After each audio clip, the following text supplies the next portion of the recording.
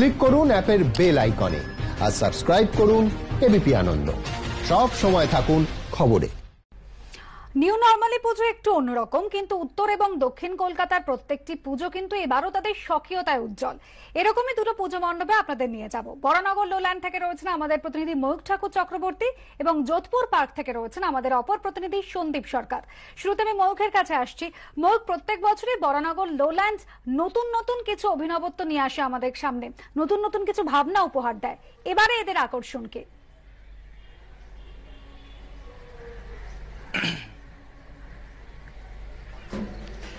অনুসূয়া ৩১তম বর্ষে বরানগরের Netaji colony lowland এবছরের পুজোর থিম একালে সেকাল। আমি ক্যামেরা পার্সনকে দেখানোর জন্য বলবো, পুরনো জমিদার বাড়ি, কিন্তু জমিদারি আর নেই এখানে। জমিদার আর থাকেন না। জমিদারের পরিবারের সদস্যরা কর্মসূত্রে তারা বাইরে চলে গিয়েছেন।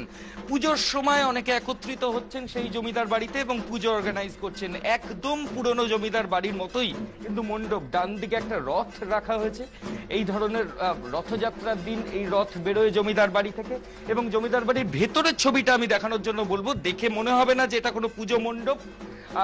অসাধারণ শিল্পকলা এবং যেভাবে মণ্ডপ তৈরি করা হয়েছে সেটা দেখে মনে হচ্ছে যে সত্যিই একটা পুরনো জমিদার বাড়ি, এবং সেই অ্যাম্বিয়েন্সই কিন্তু এখানে বিভিন্ন জায়গায় তৈরি করা হয়েছে। বিভিন্ন রকমের ছবি সেগুলো দেয়ালে ইনস্টল করা হয়েছে। যে দরজা থেকে শুরু করে যে জমিদার বাড়ির যে দেয়াল এবং সেখানে যে ইটের ভাঙা টুকরো সেগুলোও কিন্তু বিভিন্ন জায়গায় রয়েছে।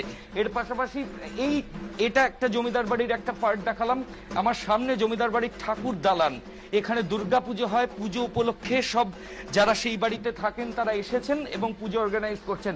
সামনে একটা শিব মন্দির রয়েছে। এরকমই বেশ কয়েকটা শিব মন্দির রয়েছে। এখানে আগে শিবরাত্রির দিন বড় করে উৎসব হতো, কিন্তু এখন যেহেতু জমিদাররা আর কেউ থাকেন না, ফলত সেই উৎসবও বন্ধ। কিন্তু দুর্গাপুজো উপলক্ষে তারা একত্রিত হয়েছেন এবং কোনোভাবে তারা দুর্গাপুজো অর্গানাইজ করছেন।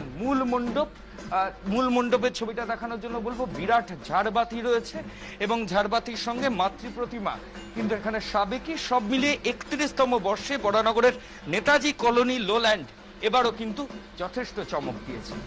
অবশ্যই ময়ূখ, সঙ্গে থাকো। পুরনো দিনের এই জমিদার বাড়ি তৈরি করে একেবারে তাক লাগিয়ে দিয়েছে বরানগর। যোধপুর পার্ক কতটা টেক্কা দিতে পারলো সন্দীপ?